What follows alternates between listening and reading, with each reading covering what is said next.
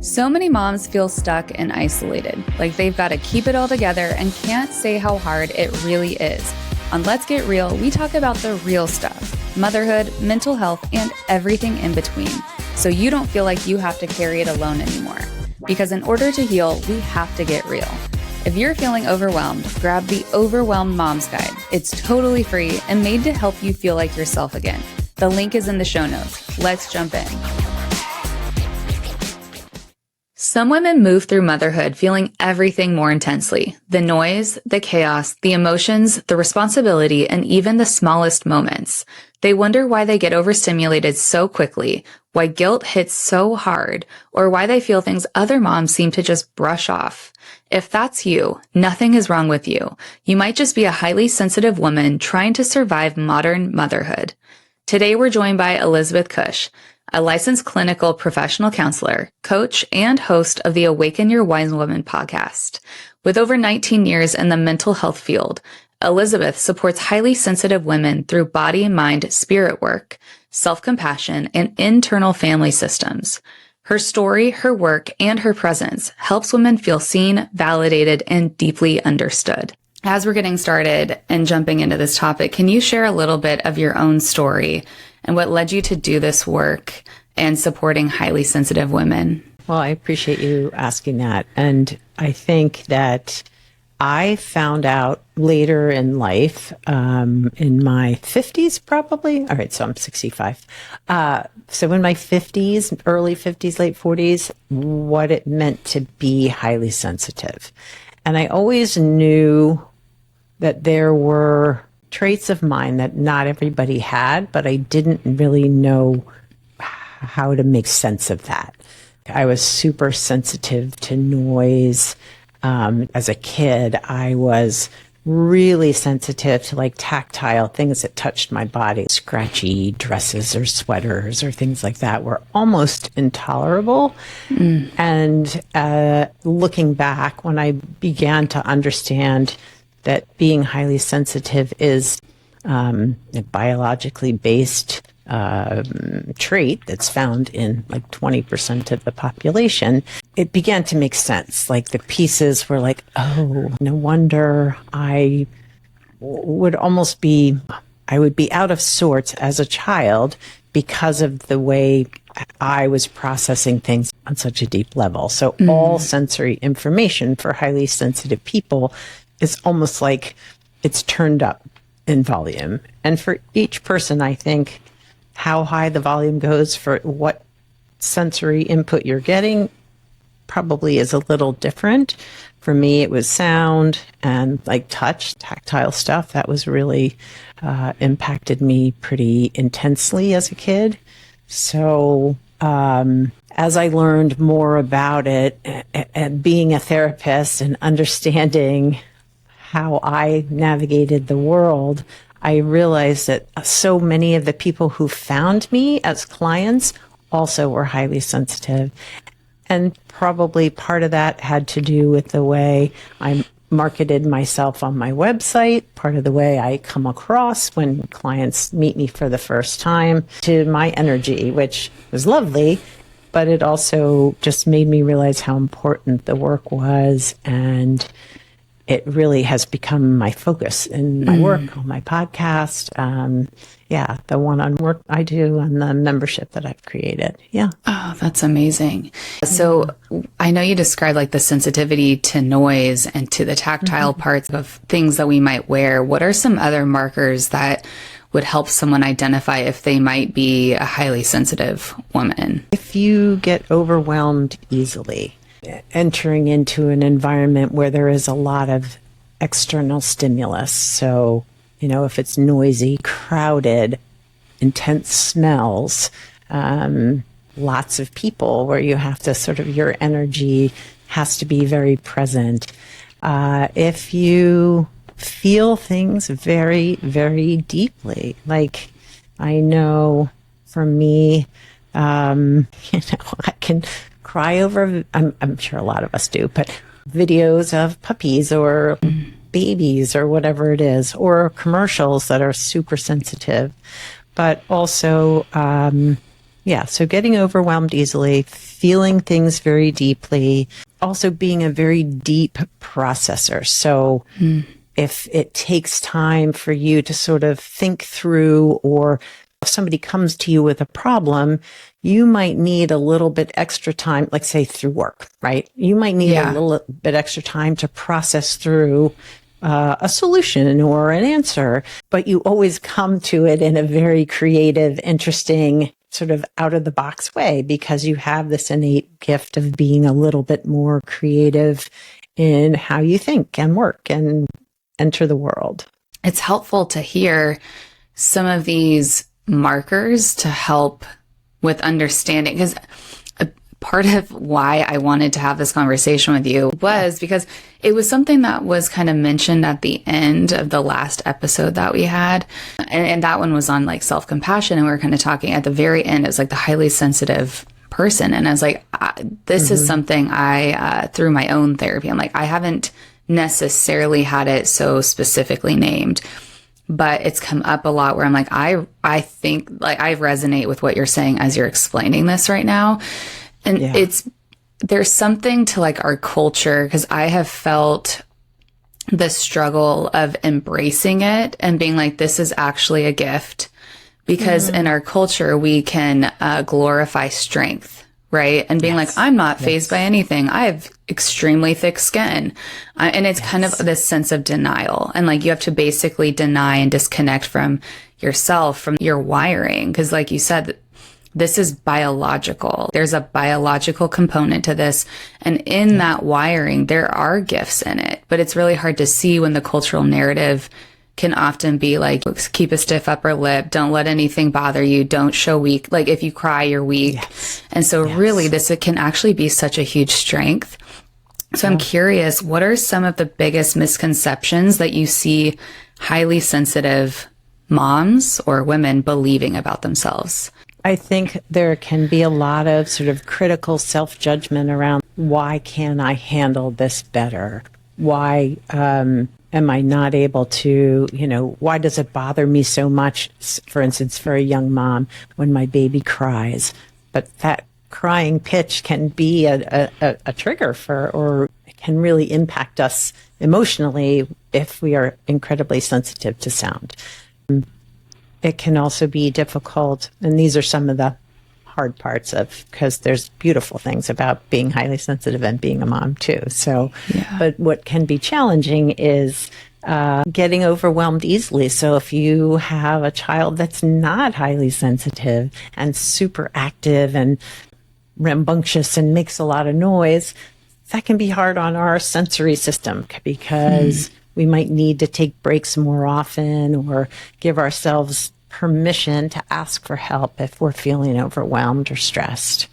I think too, if you think about raising young children, there's a lot of potentially, if either they're sick or just even raising very young children, intense smells, things that you have to deal with, changing diapers, for instance, or if your child is sick and is throwing up, like those extreme sensory environments can be disrupting to our system, right? And I think the key is remembering that that's just part of who you are. It's not a flaw, but there are ways that you can support yourself in those moments, right? But the beautiful thing, I think, about being a mother who is highly sensitive is when you're taking care of yourself and really attending to your sensitive needs, you are a highly attuned, connected mom, because you can pick up on the child's more subtle behavioral or emotional stuff that's going on for them. And you might be super creative with them, doing crafts and things like that, because that's what really lights you up. Be with them and normalize their feelings when they feel really big, when kids are really struggling. And that's really such a lovely thing. And it can also be a challenge because we're not all wired the same. Exactly. And it's hard to, I think sometimes in realizing you're not wired the same as some of your kids, it can be really hard to honor yourself and the difference, how you are made unique. I think I would say like unique. Yeah, and that is different than your kids. And it's okay to just like with, I don't know, because I'm just thinking of what you're sharing with like how easily overwhelmed it can be in parenting, especially like that is very much what I have experienced.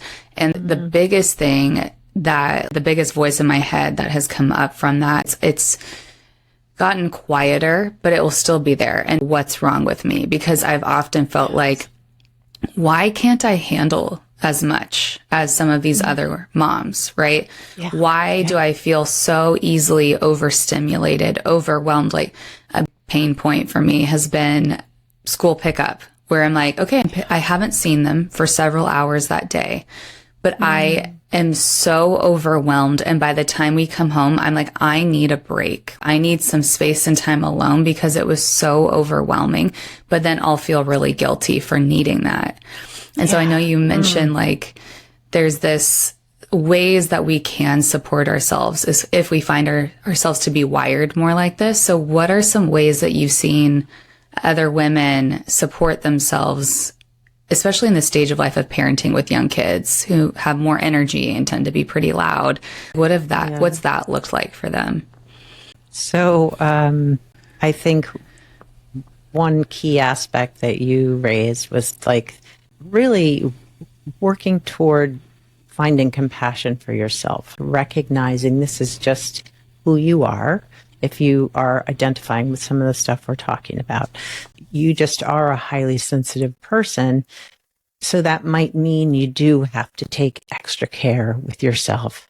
So thinking of your example, going to pick up, and I don't know what that means, but like I know around here, there's an elementary school where there's like a line of cars and it's like police are directing traffic and the kids are all coming out at the same time and the buses are going, and that's a lot of sensory stimulus to take in. And then your kids are like super excited when they get in the car. So you're already sort of in a heightened awareness state of being overstimulated by the environment itself. But then your children who want you to talk to them or are excited or want to tell you about their day, or they're in a bad mood because they didn't have a good day. But to just remind yourself, like, sometimes this is really hard. Sometimes being a parent as a highly sensitive person can be hard. And so recognizing that you might need to take that extra time when they get home and have it set up so there is some sort of distraction for them so that you have a minute to center yourself. And that can be hard with kids because they want to be near you and around you sometimes, like I can remember my kids wanting to come into the bathroom when I was going to the bathroom. So like weren't private, weren't those moments that I could take care of myself, but asking for help too is really important when we need it, because it can be extra challenging, and to recognize that it doesn't mean we're a bad parent. And I think that's the key. That it doesn't mean that we are flawed. It just means we might need some extra support, either from ourselves or from the people around us in our life. And like mom needs a minute. I'm going to come get you a snack in a moment, but I just need a minute. That's really good. It's helpful to hear these specific examples of what that looks like. And the biggest, when I've been practicing trying to like name and identify, what am I needing right now? Especially when those big emotions come up. I'm so overwhelmed. I'm just I get angry, or I just feel that bubbling up. I'm like, what do I need? And the most common need is support. And it's been the biggest struggle to speak up and ask for help. Biggest struggle. There's obviously, there's a lot of wounding around that from when I was a kid and just some of these messages that I learned.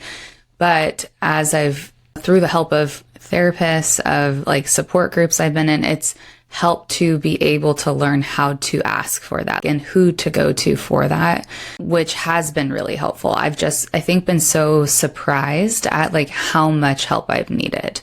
And there, you know, and then there's the big misconception of like, everybody seems to be doing it on their own. They're not. Like, they might be able to, they might have a bigger capacity to be able to do more than what I am, but they're still not doing everything on their own. I think that's just kind of that misconception and culturally, you know, so yeah. I agree. Well, and I think one thing that often goes hand in hand with our sensitivity is that, especially if we were told we were too much, or that we, you know, ended up sort of being a fixer, caretaker, adjusting our mood to the situation as a child because our parents couldn't handle our sensitivities, we can develop this very perfectionist part. If I can just do all the things right, then everybody else won't get upset, disrupted, feel feelings, right? If I can just show up perfectly, then everything else will, everything else will be okay. And the reality is, because we weren't met, our needs weren't being taken care of as sensitive human beings, we came to believe like there was something wrong with us, that we were the ones that needed to fix, or that we had to show up and mask in a certain way that the average person doesn't necessarily pick up on or have to deal with. And so that can be hard. That is a really good point, because it is so true. I'm just thinking of so many memories and personal experiences to what you're talking about, and just like getting used to and kind of being trained to deny my needs, and like, the way I'll get these met is very indirect. It's by trying to fix other people, monitor and manage their emotions.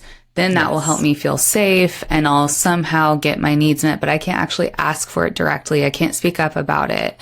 And that just makes a lot of sense. Something that has come up over the past few months, which is making me think about this as we're talking, I started seeing a few months ago a functional neurologist. I didn't even know that existed, but came across her. She's amazing. And after my first session with her, it was like 3 hours long, and she did this extensive testing on all the different parts of my brain.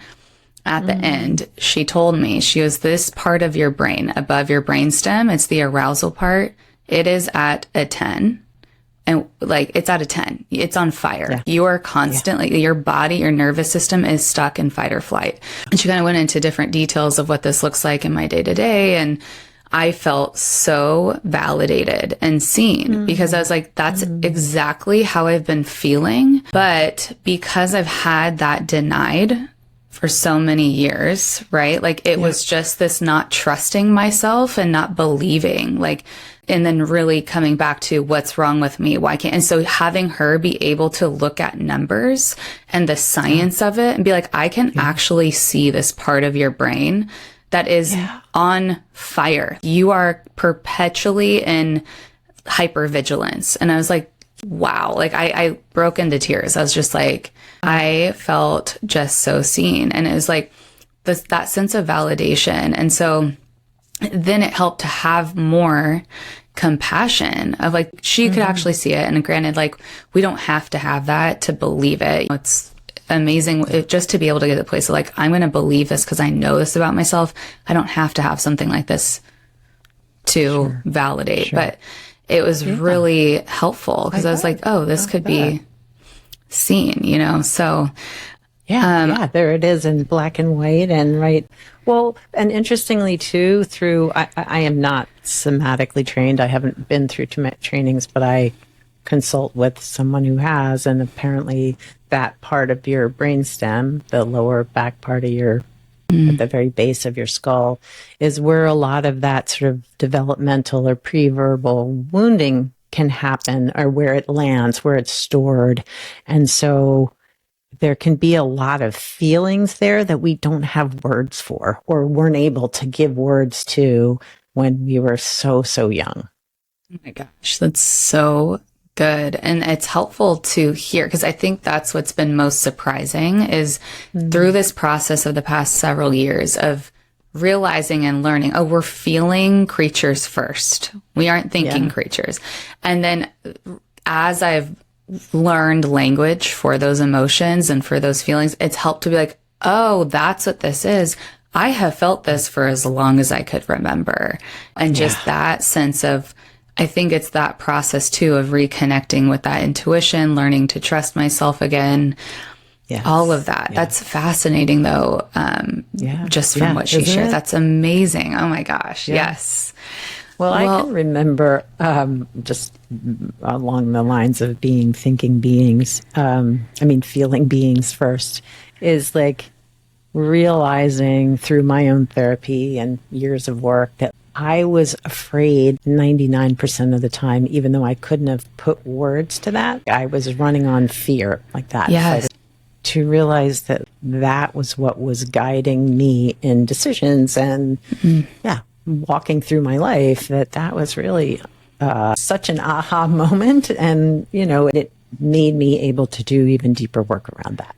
Oh my gosh. Yeah. Which is so helpful. It's so helpful to finally name something like that because it's just, otherwise it just feels like we're in this place of confusion and we're trying to make changes, but we can't figure out and now, like we can't really make those changes until we're like, well, what is actually underneath here? And that's how that has been. Fear has been I do a feelings check every day. And that has been like the biggest one that comes up, come up most of the time. And it's just so helpful to realize that and be like, wow, okay, well, what could this, what does it look like to do work around that? That's amazing. Gosh. Thank you for sharing that. So I'm thinking of like how, especially as a mom, there's this guilt that comes with the sensitivity, right? What are some ways that we as moms can release that guilt, which I think is probably shame, and begin treating ourselves with more compassion? Well, I think the first step, it's the first step of healing. It's the first step of making change is bringing awareness to how often you shame yourself, right? How often you're willing to, or how often you automatically turn it back on yourself. Like, I couldn't handle the kids coming home from school today. I am such a terrible mom, right? Yeah. To just become aware. Oh, okay. That came so easily to me. And, okay, can I just be aware that that's a place that I go? Yeah, that feels really hard. So meeting yourself with compassion there first. It's really easy for me to be unkind to myself and to blame myself for just who I am.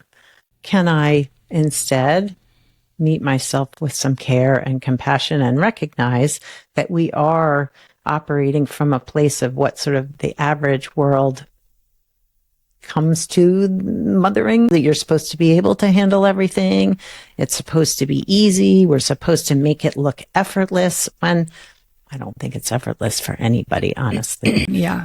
But as a highly sensitive person, it can be that much more challenging as well as that much more beautiful if we can honor those sensitive traits to say like, oh, I'm really overwhelmed by my kids right now. And that feels so hard. Okay. So if I have that feeling, what do I need right now? Right? What is it that I need in this moment to help me feel less overwhelmed? Do I just need to take a couple deep breaths? Is that enough? Can I find a quiet place in my home to just sit and know that the kids are still safe? Do I actually have to ask for help? Right. So recognizing that just because we're feeling challenged doesn't mean we're wrong or bad or inadequate. It just means we're sensitive. And that's a beautiful thing because it can bring so much to mothering and parenting and caregiving. And it's important to do it well, to be taking care of ourselves in the process too. It's really helpful to hear of what this looks like, especially initially with how we can shift. It's just a small shift is what I hear you saying. Yeah. And then getting to the place of being able to ask, what do I need as part of honoring? And that's practicing self-compassion in a very practical way. Yeah. I love what you had said even earlier, which is making me think of what you just had shared of one of the gifts with being a highly sensitive woman is being able to attune to our kids, picking up on the subtleties, because I think that's, I wouldn't have thought of that. I would not have thought like, oh yeah, attunement. Like I can notice the subtle body language, or like if something that they're holding back and needing to talk about, and creating the space to do that. And then because of feeling deeply, and then also knowing what it's like to not have somebody present when I really need it, I then can be that and do that for my kids, which I just wanted to highlight that because, again, I think it can be hard to see what some of those gifts are. But like you said, when we can then practice self-compassion and start to release the guilt, we can show up and embrace the way that we are wired, and how that gets to be a beautiful gift for our kids. So I love that you shared that. And I just want to share too, that often as highly sensitive parents, if I'm highly sensitive, there is a good chance maybe one of my kids is going to be highly sensitive too. Mm-hmm. And I know that can be a challenge too, because especially young kids don't have the words for that feeling of overwhelm and overstimulation. And so being attuned in that way too, maybe they just need some quiet time. Maybe they need some time alone to reduce those feelings of overwhelm, or not go to that birthday party because it's just too much, or whatever. Oh, yeah. Yeah. Helping kind of coach your kids in a way of teaching them these things that maybe we didn't have, we weren't equipped with ourselves. Exactly. That's really good. Yeah. That's so good. What patterns or beliefs do you see keep highly sensitive women trapped in overwhelm? I should be able to handle this. What's wrong with me that I feel overwhelmed and most moms don't? That basically like the overwhelm is the problem versus I'm feeling overwhelmed. How can I support myself to re-regulate, or how can I look ahead to the future so I don't get overwhelmed? What can I put in place? Micro practices that you put in place through the day to, as you said, check in on how you're feeling, or what do I need right now? Yeah. So I think it just, we get so sort of stuck in that loop of like, I'm the problem because of my sensitivities, versus I need to navigate the world differently to support my sensitivities. And so if I'm overwhelmed, that's a clue that maybe I need to do something differently in the future when I encounter this, whatever this might be. Yes. Oh my gosh. I love that you just were able to be able to name again. I don't know. I just think there's so much power in naming these things, such as the beliefs we often hold about ourselves, because then that's when they finally can weaken. They don't have as big of a grip over us, and we can really see change happen. So thank you. That's so good. Do you have a story that either from your own life or your work that illustrates what shifts when a woman begins honoring her needs instead of just pushing through? And I can share a personal story. When I was mothering, probably not young kids, probably middle school age-ish or whatever. And often the task of getting everybody ready to go somewhere, whether it was a trip, a vacation, or just an outing, was usually left to me because my husband worked a lot. And so I was often the one who was responsible for that sort of thing. And when I didn't really understand how easily I got overwhelmed, I'd get overwhelmed, I'd get cranky, I'd, yell at my husband, I'd yell at the kids, and then it would just be this incredibly stressful time to get family from not ready to ready and out the door, especially in the winter when there's coats and all the things, gloves, right? Boots hats, and all gloves, right? All the things. So it just, when I began to recognize that like the overwhelm was sort of a signal to like, let's look inward, let's take a look at how I'm handling this, or let's take a look at what is going on. It did feel as if like I could feel my temperature rising, like hear my capacity just overflowing. Yeah. And so again, asking for help, whether it was like, I need a day to prepare, maybe, or I need to ask my husband, can you help this child while I'm doing this child? But even just acknowledging, like he would be like, you get so anxious when, which is what I always named it. I'm anxious, right? So then I'd get cranky. So to be able to name, like, I'm feeling really overwhelmed right now by all the things that have to get done between now and when we walk out the door. If I could even just say that to myself, to just acknowledge, like, yeah, this is really a lot for me. Can I just slow down? And often that's what I need, is to just slow down, to either prepare ahead of time. I'm really a big one on lists. I like to make sure I'm not forgetting anything, but it's also meeting myself where I need to be. Do I need extra help? I know for holidays now, I'm pretty clear with my kids. I'm going to need help with some of the prep work or gathering up the plates or whatever it is, so that they're on board. And my kids are adults now, but that they're on board to help, which is really great for me, because then I get less overwhelmed. And two, I think the other piece is we are going to get overwhelmed, right? There are situations where you can't plan for, or things go wrong, and to meet yourself with compassion there. But embracing and accepting it. I love this example that you share, because, my kids are 3 and 5. So trying out the door or anything, let alone just like the whole school pickup. I'm like, oh my gosh, wrangling cats over here. It's a lot. It's a lot. And just like, I don't know, I'm picturing this because of what you just said, being able to say that, whether it's to somebody else or to yourself, I'm feeling overwhelmed right now and I need to slow down, even because the slowing down has been really coming up for me, especially the past few months, where I'm like, oh, what feels really good, like what I need. And then especially since I found out where my nervous system, my body, my brain is at, it's like, it desperately needs the slowness is really, it's soothing for me. Like it helps to be able to still stay present and like de-escalate, basically de-escalate the bubbling, all of that. Like, even one small change that I've made, it's only been like 2 weeks, so not even that long. But one small change that I made was because of school pickup being so overwhelming, where like, yes, the car line, like you described, that's picking my son up. Then I have to park, and then I go inside and I pick my daughter up. And just that whole thing, it's like shuffling kids, and everybody's trying to get in and out and grabbing all the things, and car seats, and then they have to use the the bathroom, like right out. I'm like, oh my gosh. So what I tried the past 2 weeks has been where like they just want to run around. So they want to go to like the main little area, and there's seats, so like I can sit, and they just go run back and forth.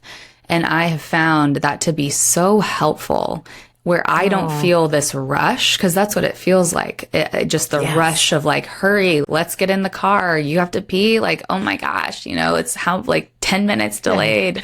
And then we don't have time for that. But I'm like, for what? Like, why am I rushing? Like, there's nothing at home. There's nothing pressing. We don't have an activity at this time. Why am I feeling this pressure to rush? And so I've been just trying to figure out, like, what do I need? Again, it's 2 weeks. Like, and I've been just like trying to figure this, like trying different things. Like, what is it I need? And what do my kids need? And so this has been a big game changer. But like you said, just being able to name that, the feeling that this is what it is. What do I need? And like you said, sometimes it is asking for help. Like, and just even the example of like, before the holidays, like telling your kids and your family, like, these are the areas that I need your help in, because I know I tend to, first of all, it's just like has been part of a trained thing of, I've said, like, feeling like I couldn't ask for help. So I've been really working on that the past couple of years. But then I realized in situations like that, there's this assumption. So I don't even realize I'm not saying it. Like, I need this, but I haven't actually communicated that. So that's really, really helpful of what you just were able to share. So thank you. It just like, sparked so many thoughts. Well, and I want to say too that like you have been trying like sitting down and letting your kids run. If you look at it as if like, this is an experiment, I'm going to try this and see if this works, if it supports me, if it's something I can bring into my life, or maybe it works today, but it doesn't work tomorrow. It's all good, but approaching it in a way of like, this isn't make or break, this isn't failure or win. I'm just trying it to see how it works. Yes. And then in that way, it breaks that perfectionist, right? Like the perfectionism of like, I have to figure out the right way. There isn't. And in different seasons, different stages, it's different. So I love, exactly. Oh my gosh. And I just love what you had, the reframe on that this is an experiment. That's so good.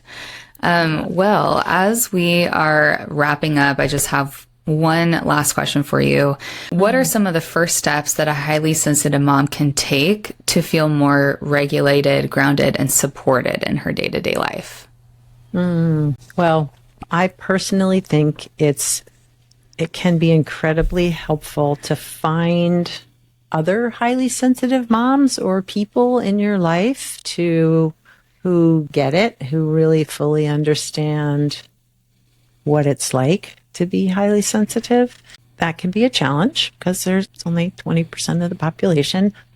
But if the person having that community, whether it's people who are willing to listen and understand that you are highly sensitive, so you might have needs that are different than yours, those are people you want to keep in your life. So that's really important. The other side of it is, giving yourself permission to ask for help if you need it or support if you need it, but also finding that support within. And that can take a little more time, whether it's through therapy or doing your own work with self-compassion. But I think one of the, like a micro practice that has really landed with me is just when things feel stressful, overwhelming, or I'm not quite sure how to support myself, by just putting one hand or two hands on my heart and taking a deep breath. The touch can help regulate our nervous system if it feels okay to touch yourself, and the breath as well. It's like taking a deep belly breath where you're really stimulating your vagus nerve, which helps regulate your nervous system. It goes from the base of your skull all the way down through your back. So if you take really a couple of deep breaths, that can really help you find some calm, even just in that one little moment. And that's really important. Yeah. And it's really helpful to hear the practical tools that can be taken, something that we can do for ourselves just to start practicing to help bring some more calm and peace in the midst of the overwhelm, and how to kind of start de-escalating that. So thank you, Liz. This is so helpful. Where can people connect with you and learn more about your work? So I am both a therapist and a soul support for highly sensitive women. So that's more coaching side. My therapy website is progressioncounseling.com, and I'm licensed in Maryland and Delaware to provide therapy. For the coaching piece, I have a membership for highly sensitive women, which is called the Sacred Circle for Highly Sensitive Women. And you can find that on my website, which is elizabethcush.com. So just my name, and Cush is spelled with a C.com. And you can find my podcast there, how to work with me there. So. Well, thank you so much, Elizabeth, for taking the time to have this conversation today. I know it's really blessed me, and I know it will help some other women who get the chance to listen to this episode. So thank you so much. I really appreciate it. I appreciate you having me. I so appreciate you, and your willingness to share your own story too, because that's really a gift to everybody. So thank you so much. Well, if this conversation encouraged you, please share it with another mom who needs to hear it. And thank you so much for listening, friend. I just cannot wait to talk with you next time. Thanks for listening to Let's Get Real. If you've been feeling stretched thin, stuck in survival mode, or like you've lost yourself in motherhood, I made something just for you. It's called the Overwhelmed Mom's Guide, and it's totally free. Inside, I walk you through simple steps to help you reconnect with who you are, find a bit more breathing room in your day, and start to feel like you again. You can grab it now. Just click the link in the show notes. You don't have to keep doing this alone. Let's take the next step together.